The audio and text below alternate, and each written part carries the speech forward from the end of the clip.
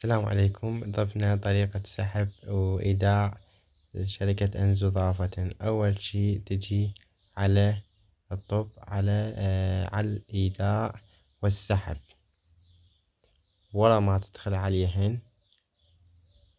على الإيداع الأموال، بعدها على فيزا كارت.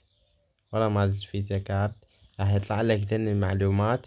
أولا تنطي الحساب، الإيميل، بريد إلكتروني الدخلة، المبلغ، العملة، الاسم الأول، تكمل الحقوق. ذن الحقوق تدرسهن تكملهن. ورا ما تكمل مدرستهن يعني مليتهن اسمك وعنوانك وذن بريد الإلكترون واسم الأول مال اسم البطاقة والمبلغ، تنطيه على أنا وافق على شروطه وأحكام، منطيه يدع.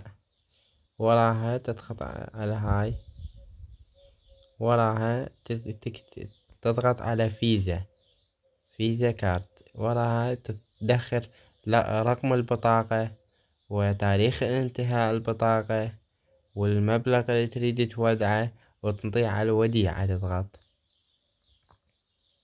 ورا ما دخلت راح يودع مباشرة. وهاي شركة أنزو ببساطة تقدر تسجل وتاخذ بونص $30.